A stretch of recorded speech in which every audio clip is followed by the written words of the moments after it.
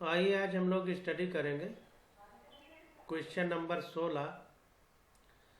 कह रहा है सही या गलत कथनों को पहचाने। सही क्या है और गलत क्या है। तो पहले कह रहा है कि पुंजनों यानी एंड्रोजन्स का उत्पादन सर्टोली कोशिकाओं द्वारा होता है। तो देखिए गलत है और सही क्या है। पुंजनों यानी एंड्रोजन्स हार्मोन का उत्पादन कौन करता है? लीडिंग सेल करती है। इसको देखते हैं। तो देखिए androgens are produced by Leydig cells found in seminiferous tubule of the testis. तो एंड्रोजन्स हार्मोन का सिक्रेशन सर्टोली सेल नहीं करती है, इसलिए गलत है।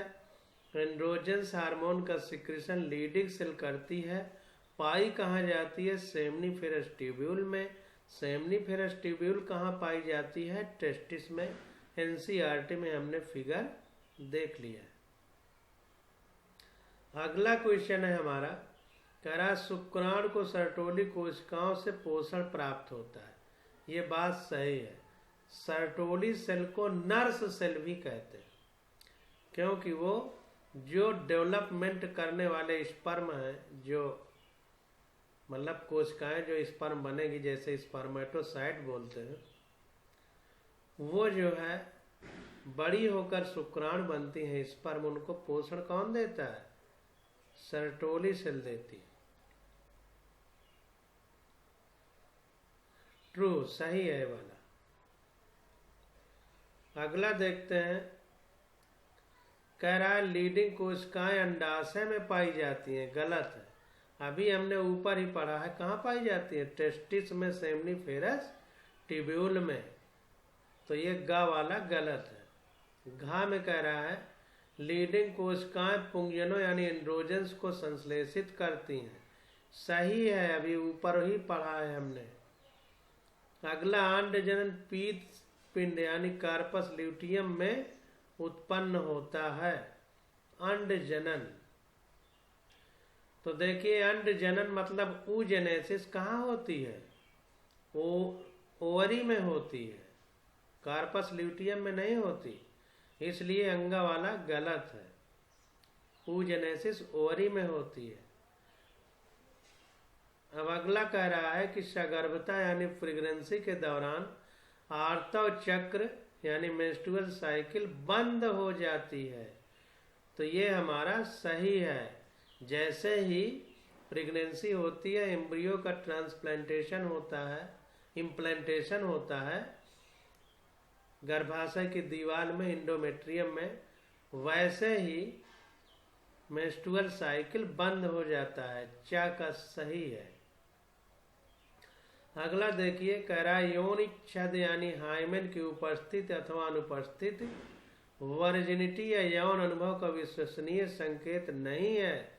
सही है। हम लोगों ने एनसीईआरटी में पढ़ा है कि हाइमेन जरूरी नहीं कि सेक्स के दौरान ही टूटी हो, अन्य भी कारण हो सकते हैं। जैसे साइकिल कोई चला रहा है, एक्सरसाइज कोई फीमेल कर रही है, तो भी हाइमेन टूट सकती है। तो यह यौन अनुभव का विश्वसनीय संकेत नहीं है। तो छा का हमारा सही हो जाएगा। अब अगला देखते हैं 17 नंबर क्वेश्चन। कह रहा है आर्तव चक्र यानी मेंस्ट्रुअल साइकिल का कौन से हार्मोन नियमन करते हैं? किन हार्मोन के द्वारा मेंस्ट्रुअल साइकिल कंट्रोल होती है? तो बहुत अच्छे से हमने एनसीईआरटी में पढ़ा है और फिर देखते हैं। तो देखिए मादा प्राइमेट के यानी फीमेल प्राइमेट्स के अंडाशय सहायक नलिकाओं यानी एसेसरी डक्ट व हार्मोनल लेवल में होने वाले जनन चक्रिक परिवर्तनों को यानी सेक्सुअल साइक्लिक चेंज को आवर्त चक्र मेंस्ट्रुअल साइकिल कहते हैं। ये हमने एनसीईआरटी में पढ़ा है। स्त्रियों में परिवर्तन माह में एक बार दोहराए जाते हैं, अतः इसे माहवारी चक्र या आर्तव चक्र कहते हैं। चूंकि एक महीने में यह पूरी साइकिल कंप्लीट होती है, मेंस्ट्रुअल साइकिल, इसलिए इसे माहवारी मतलब महीने में चूंकि होती है, या आर्तचक्र यानी मेंस्ट्रुअल साइकिल कहते हैं। प्रथम ऋतुस्राव यानी रजोधर्म मेंस्ट्रुएशन का प्रारंभ यौनावस्था से होता है, जिसे रजो दर्शन या मीनार्की कहते हैं। तो जिस उम्र में पहली बार मेंस्ट्रुअल साइकिल प्रारंभ होती है उस एज को मीनार्की बोलते हैं, रजो दर्शन या मीनार्की कहते हैं, या यौना अवस्था भी कहते हैं हिंदी में। स्त्रियों में यह आवर्त चक्र आर्तचक्र प्रायः 26 से 28 दिन की अवधि के पश्चात दोहराया जाता है। तो 26 से 28 दिन की मेंस्ट्रुअल साइकिल होती है। ऋतुस्राव में अनिषेचित अंडाणु कुछ रक्त व गर्भाशयी अंतः स्तर की खंडित कोशिकाओं के साथ योनि मार्ग से बाहर आता है। तो मेंस्ट्रुअल साइकिल के दौरान क्या होता है कि अनफर्टिलाइज जो ओवम होता है वो कुछ ब्लड व इंडोमेट्रियम की टूटी हुई प्रोलिफरेटेड सेल्स के साथ वैजाइना से बाहर आता है। इसे ही मेंस्ट्रुएशन या ऋतुस्राव कहते हैं। तो इसमें ऋतुस्राव की अवस्था के बाद पुटकी यानी फॉलिकुलर अवस्था होती है, जिसमें गर्भाशय के अंतः स्तर की टूट फूट की मरम्मत व नई वृद्धि होती है तथा पुटकीय विकास होता है, फॉलिकुलर डेवलपमेंट होता है। अगली अवस्था 14वें दिन अंडोत्सर्ग की होती है। तो जो अगली अवस्था होती है उसमें क्या होता है कि 14वें दिन ओवुलेशन होता है, जिसके बाद पीत अवस्था यानी लूटियल फेज या स्रावी अवस्था यानी सिक्रेटरी फेज आती है, जिसमें प्रोजेस्टेरॉन के प्रभाव से गर्भाशयी भित्ति का विकास होता है तथा यह अपेक्षित गर्भधारण हेतु तैयार होती है। तो अगली प्रावस्था क्या होती है? ल्यूटियल फेज होती है। 14वें दिन जब अंडोत्सर्ग यानी ओवुलेशन हो जाता है उसके बाद ल्यूटियल फेज या सिक्रेटरी फेज आती है, जिसमें प्रोजेस्टेरॉन के प्रभाव से जो यूटेरस की इंडोमेट्रियम की लेयर है गर्भाशय भित्ति का, उसका विकास होता है तथा अपेक्षित गर्भधारण हेतु तैयार होती है, यानी फिर से उसे प्रेगनेंसी के लायक बनाया जाता है। अंडोत्सर्ग यानी ओवुलेशन के बाद पुटिका कार्पस ल्यूटियम बनाती है। जब अंडे निकल जाते हैं उससे ग्राफियन फॉलिकल से, तो उस खाली झिल्ली को या खाली जो गुहा है उसको हम कार्पस ल्यूटियम बोलते हैं। निषेचन के अनुभव में पुनः ऋतुस्राव अवस्था दोहराई जाती है। तो निषेचन के अभाव में अगर फर्टिलाइजेशन नहीं होता है और फर्टिलाइजेशन हो करके जाइगोट एम्ब्रियो में नहीं बदलता और एम्ब्रियो का इम्प्लांटेशन इंडोमेट्रियम की लेयर पर नहीं होता ब्लास्टोसिस्ट स्टेज में, तो क्या होता है? फिर से ऋतुस्राव यानी मेंस्ट्रुअल साइकिल चलने लगती है। आवर्त चक्र का नियमन, रेगुलेशन ऑफ मेंस्ट्रुअल साइकिल। तो यह पीयूष ग्रंथि यानी पिट्यूटरी ग्लैंड जो हमारे मस्तिष्क में पाई जाती है तथा अंडाशयी हार्मोन द्वारा नियमित होती है। LH तथा FSH यानी luteinizing hormone and follicle stimulating hormone Graafian पुटिका यानी ग्राफियन फॉलिकल की वृद्धि यानी ग्रोथ, अंडजनन यानी oogenesis तथा एंड्रोजेंस के स्राव को प्रेरित करते हैं। तो LH और FSH क्या करते हैं? फॉलिकल की ग्रोथ, oogenesis और एंड्रोजेंस के श्रावण को प्रेरित करते हैं। LH का श्रावण आवर्त चक्र के मध्य 14वें दिन सबसे उच्चतम स्तर पर होता है। इसको क्या बोलते हैं? इसे LH सर्ज कहते हैं। बहुत इंपॉर्टेंट है, NCERT में लिखा है और ये पूछा भी जा सकता है। अब देखिए आगे क्या कह रहा है। कह रहा है यह ग्राफियन पुटिकाओं के फटने को प्रेरित करता है, यानी अंडोत्सर्ग हो जाता है।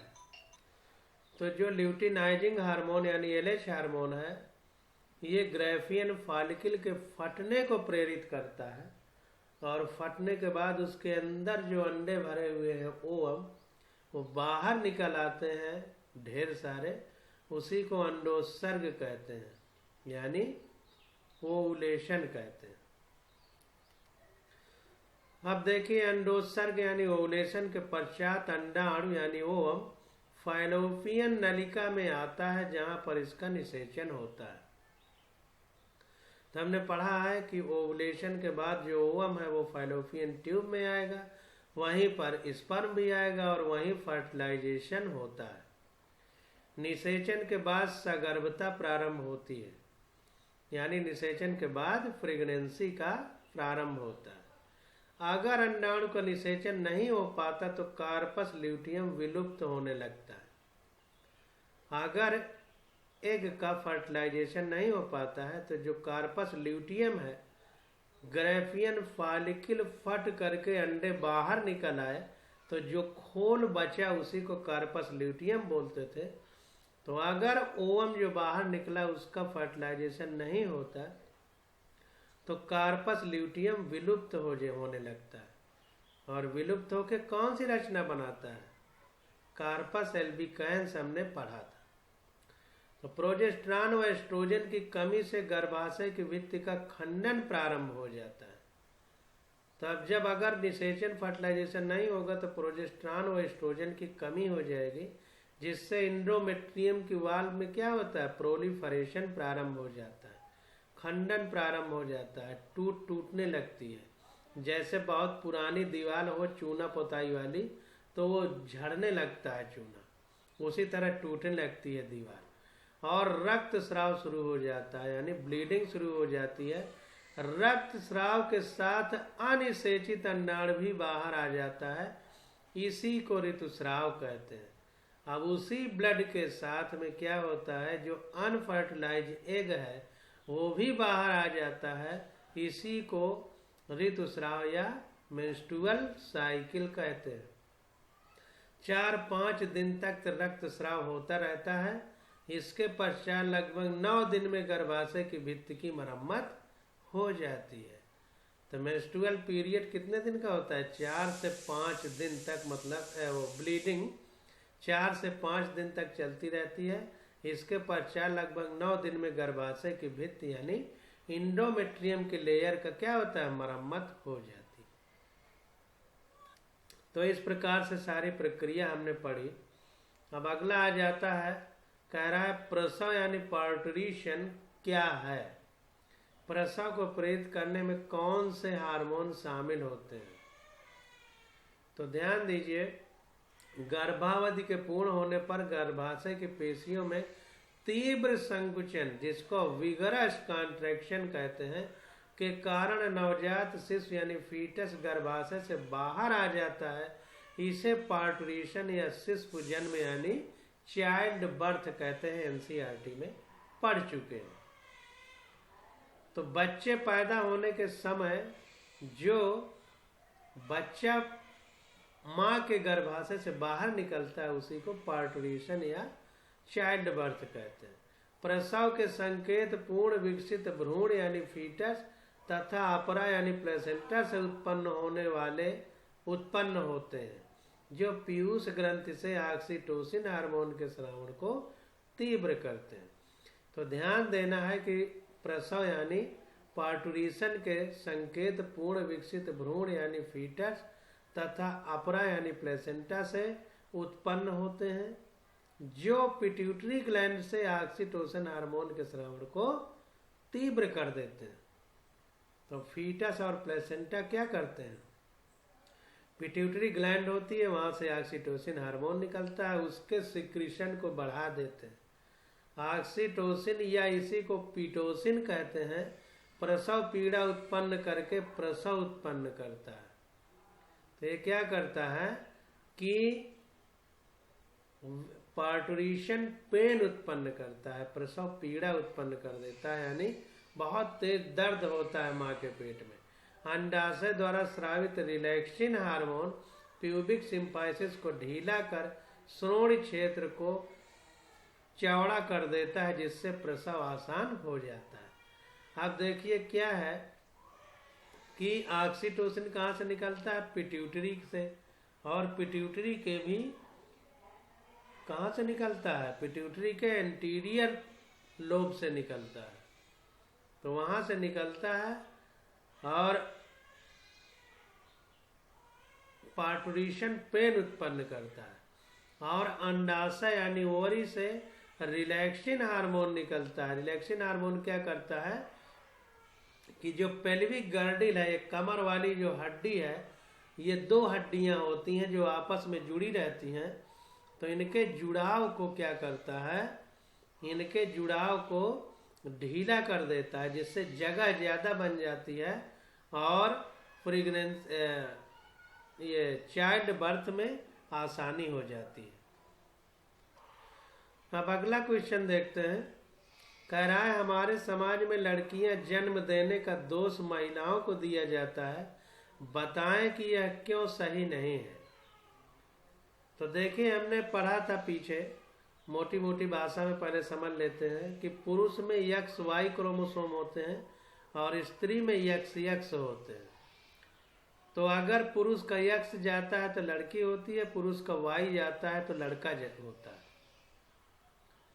मतलब स्त्री में XX ही है। अब पुरुष निर्भर कर रहा है कि पुरुष का X जा रहा है कि Y।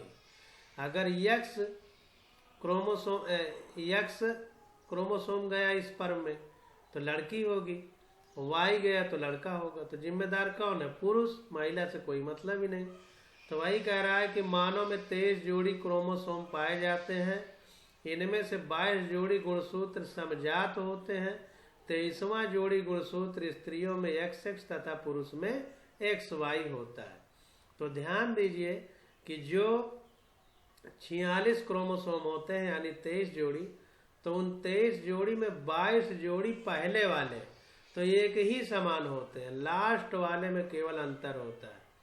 तो लास्ट वाले में पुरुष में XY और स्त्री में XX होते हैं। तो वही कह रहा है कि 23वां जोड़ी गुणसूत्र स्त्रियों में XX तथा पुरुष में XY होता है। शुक्र जनन द्वारा स्त्रियों के अंडाशय में उत्पादित सभी अंडाणु 22+X गुणसूत्र वाले होते हैं। उसमें XX ही है महिला में, तो 22 जोड़ी तो पहले के प्लस लास्ट वाले से मतलब है, तो वो X होते हैं। चाहे जो अंडाणु वो X ही रहेगा क्योंकि उसमें दोनों में XX है। लेकिन पुरुषों में क्या होता है कि जो शुक्राणु होते हैं, स्पर्म होते हैं पुरुषों में, उनमें 50% 22+X वाले और 50% 22+Y वाले होते हैं। तो जाहिर सी बात है कि अगर X वाला जाएगा तो ये लड़की होगी, Y वाला जाएगा तो लड़का होगा। तो कह रहा है इस कारण स्त्रियों को समयुग्मकी तथा पुरुषों को विषम युग्मकी कहा जाता है। क्योंकि स्त्रियों में XX वाले ही है, समान रूप है, तो इसलिए आइसोगैमस कहा जाता है समयुग्मकी। जबकि पुरुषों में XY अलग अलग प्रकार के क्रोमोसोम है, इसलिए पुरुषों को एनाइसोगैमस कहा जाता है या हेटेरोगैमस कहा जाता है। विषम युग्मकी को एनाइसोगैमस या हेटेरोगैमस अंग्रेजी में बोलते हैं।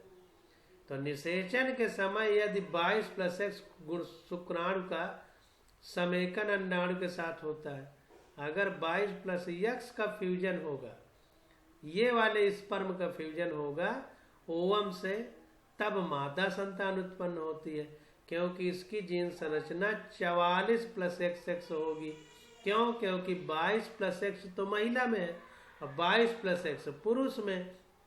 तो जब दोनों मिलेंगे फर्टिलाइजेशन के समय, निषेचन के समय, तो 44+XX होगा। और 44+XX क्या है? महिला है, क्योंकि XX महिला में है। तो यदि अंडाणु का निषेचन 22+Y शुक्राणु के साथ होता है, तब नर संतान उत्पन्न होती है, क्योंकि इसकी जीन संरचना क्या होगी? 44+XY होगी। तो XY हमारा पुरुष है। उपर्युक्त कथन से स्पष्ट है कि लिंग निर्धारण में स्त्रियों की कोई भूमिका नहीं होती है। ये समयुग्मकी होती हैं, क्योंकि अंडाशय में केवल एक ही प्रकार के अंडाणु उत्पादित होते हैं।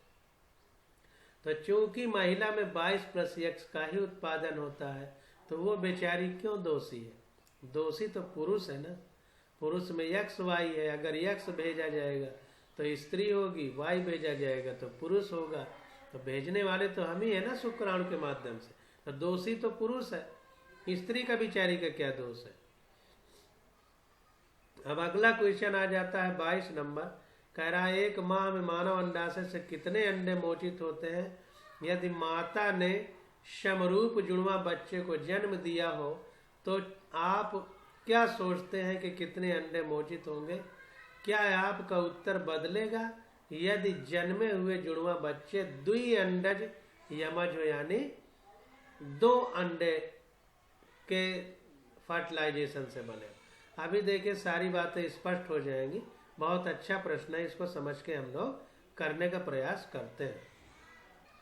अब देखिए, मानव स्त्रियों में प्रत्येक आवर्त चक्र यानी मेंस्ट्रुअल साइकिल के फलस्वरूप प्रतिमाह एक ही अंडा यानी ओवम मोचित होता है, यानी ओवुलेशन के दौरान निकलता है। देखिए यहाँ पर एक क्वेश्चन था पीछे, जहां अंडोत्सर्ग में हमने बताया था कि बहुत सारे अंडे निकलते हैं, ऐसा नहीं है, एक ही निकलता है ओवुलेशन के समय। हाँ, जब बच्ची माँ के पेट में रहती है और प्यूबर्टी की स्टेज तक आती है, तब तक 3 से 4 लाख अंडे रहते हैं, हमने पीछे पढ़ा है। फिर उसके बाद क्या होता है कि 30 साल के बाद वो अंडों की संख्या 10,000 के रेशियो में घटने लगती है, और 37 साल के बाद जो है बहुत कम होने लगती है। इसीलिए जनन क्षमता स्त्री की घटने लगती है, इसीलिए 30 साल के पहले शादी की सलाह दी जाती है महिलाओं को। तो अंडोत्सर्ग केवल 1 अंडे का होता है, यहाँ पर थोड़ा सुधार कर ले। तो आगे देखते हैं, तो स्त्रियों में प्रत्येक आवर्त चक्र यानी मेंस्ट्रुअल पीरियड के फलस्वरूप, मेंस्ट्रुअल साइकिल के फलस्वरूप प्रतिमाह एक ओवम ही मोचित होता है। तो यहाँ पर देखते हैं, ये फिगर बना हुआ है और जुड़वा बच्चे कैसे होते हैं आज इसको अच्छे से समझ लीजिए।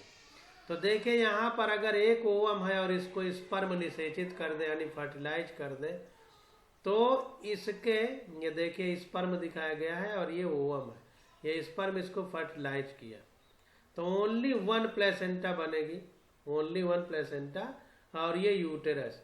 और यहाँ पर देखिए 2 बच्चे दिखाए गए हैं, आपको दिख रहा होगा कि ये पेट में 2 बच्चे मतलब अंदर दिखाई दे रहे हैं गर्भाशय में, ये यूटेरस की दीवार है, गर्भाशय की दीवार।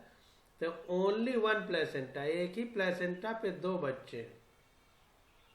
तो इस प्रकार से अगर 2 बच्चे होते हैं तो चूंकि एक ही अंडाणु के, एक ही शुक्राणु के फर्टिलाइजेशन से जाइगोट बना, जाइगोट से एम्ब्रियो बना, एम्ब्रियो के किसी कारण से अंदर टूट कर 2 पार्ट हो जाने से 2 बच्चे अलग अलग डेवलप हो गए। तो चूंकि अंडाणु एक ही है और शुक्राणु एक ही है, तो ये जो जुड़वा बच्चे बनेंगे ये एक ही तरह के होंगे। इनको देख के आप बता नहीं पाएंगे कि कौन किसका भाई है। एक को देखेंगे दूसरा आ जाएगा तो लगेगा वही है, क्योंकि कोई अंतर होता ही नहीं। अंतर क्यों नहीं होता? क्योंकि एक ही ओवम, एक ही स्पर्म के फर्टिलाइजेशन से बने, तो दोनों एक ही तरह के होंगे। इन्हें मोनोजाइगोटिक या आइडेंटिकल ट्विन कहते हैं। चूंकि फर्टिलाइजेशन के बाद जो जाइगोट बना तो एक ही जाइगोट था, एक ही हमारा जाइगोट था, युग्मनज, उसी में टूट के एम्ब्रियो बना और एम्ब्रियो में किसी कारण से 2 भाग हो गए। तो इसलिए एक ही तरह के होते हैं। अंग्रेजी में एक ही तरह को आइडेंटिकल बोलते हैं, तो इसलिए इनको आइडेंटिकल ट्विन, और चूंकि एक ही जाइगोट से बने हैं तो मोनोजाइगोटिक। मोनो का मतलब 1, डाई का मतलब 2, ट्राई का मतलब 3, टेट्रा का मतलब 4, पेंटा का मतलब 5, हेक्सा का मतलब 6, ऐसे क्रम चलता है। तो इसलिए इनको मोनोजाइगोटिक कहा जाता है। अब यहाँ पर देखिए इधर क्या कंडीशन है, एक ओवम ये स्पर्म फर्टिलाइज कर रहा है, एक ओवम ये स्पर्म फर्टिलाइज कर रहा है, यानी एक समय में ऐसा स्थिति बनी।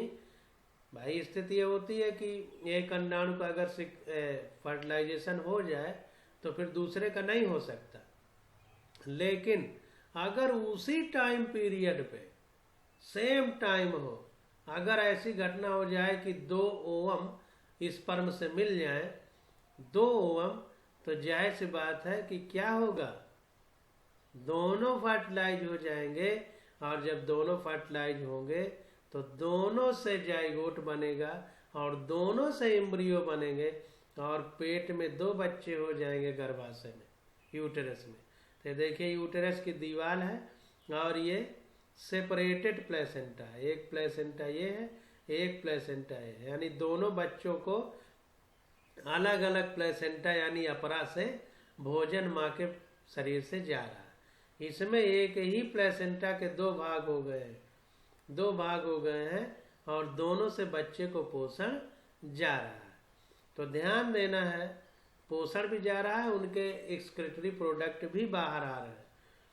तो इस प्रकार से ये क्रिया होती है। अब कैसे होती है इसको डिटेल में समझने का प्रयास करेंगे। तो चूंकि 2 जाइगोट का फर्टिलाइजेशन हुआ है, इसलिए इसे डाइजाइगोटिक या फ्रैटर्नल ट्विंस कहते हैं। फ्रैटर्नल ट्विंस या डाइजाइगोटिक ट्विंस कहते हैं। अब देखिए यहाँ पर बताया जा रहा है कि आइडेंटिकल ट्विन यानी समरूप, एक ही रूप है, का जन्म एक निषेचित जाइगोट या युग्मनज से होता है। प्रथम विभाजन के फलस्वरूप बनी कोरक खंड यानी ब्लास्टोमियर्स एक दूसरे से पृथक होकर समरूप जुड़वा का विकास करती है। तो ब्लास्टोसिस्ट जो है, इम्प्लांटेशन के बाद जब उसमें डिवीजन होता है तो किसी कारण से वो दोनों अलग हो जाती हैं। वही देखिए कह रहा है कि प्रथम विभाजन के फलस्वरूप बनी कोरक खंड यानी ब्लास्टोमियर्स एक दूसरे से पृथक होकर समरूप जुड़वा का विकास करती। फर्स्ट जो डिवीजन होता है ब्लास्टोमियर्स में, उसके कारण कुछ ऐसी स्थिति बनती है कि दोनों भाग अलग हो जाते हैं, उनसे आइडेंटिकल ट्विंस बनते हैं। अब द्वि अंडज युग्मनज यानी फ्रैटर्नल ट्विंस क्या होंगे? द्वि अंडज, हिंदी में फ्रैटर्नल को द्वि अंडज बोलते हैं, यानी 2 अंडों का फर्टिलाइजेशन हो गया, का विकास अलग अलग निषेचित युग्मनज से होता है। इनकी जीन संरचना भी भिन्न होती है क्योंकि 2 अलग अलग है। इसका तात्पर्य है कि जितने द्विअंडज यमज होते हैं उतने ही अंडाणुओं का निषेचन भिन्न भिन्न शुक्राणुओं से होता है। तो यहाँ पर देखिए एक मेंस्ट्रुअल साइकिल में एक ही अंडाणु निकलता है, तो कभी कभी ऐसा भी हो सकता है कि एक से ज्यादा निकले, तभी तो 2 अंडाणु का फर्टिलाइजेशन हुआ। तो वही कह रहा है कि जितने द्विअंडज युग्मनज होते हैं उतने ही अंडाणु का निषेचन भिन्न भिन्न शुक्राणुओं से होता है। यानी जितने पेट में बच्चे होंगे 3 होंगे, तो इसका मतलब 3 ओवम का 3 स्पर्म के द्वारा फर्टिलाइजेशन हो गया। तो इस प्रकार से हम लोग समझ लिए कि आइडेंटिकल ट्विंस और फ्रैटर्नल ट्विंस क्या होते हैं। आइडेंटिकल ट्विंस को मोनोजाइगोटिक ट्विन, फ्रैटर्नल ट्विंस को डाइजाइगोटिक ट्विंस भी बोलते हैं। ट्विंस माने जुड़वा। अब अगला क्वेश्चन देखिए, कह रहा है आप क्या सोचते हैं कि कुतिया जितने 6 बच्चों को जन्म दिया है के अंडाशय से कितने अंडे मोचित हुए थे? तो अंडाशय से 6 अंडे मोचित हुए थे। अनेक छोटे स्तनधारियों में एक बार में अनेक अंडे मोचित होते हैं, जिनके अलग अलग शुक्राणुओं द्वारा निषेचन से अलग अलग संतति बनती है। तो अगर कुतिया में 6 बच्चे हैं तो इसका मतलब 6 ओवम सिक्रीट हुए ओवरी से और 6 का फर्टिलाइजेशन हुआ, तब 6 बच्चे बने। ये कंडीशन है। इस प्रकार से चैप्टर हमारा खत्म हो जाता है। और अब अगले लेक्चर में हम लोग नीट में जो इस चैप्टर से क्वेश्चन पूछे गए हैं उनकी स्टडी हम लोग करेंगे।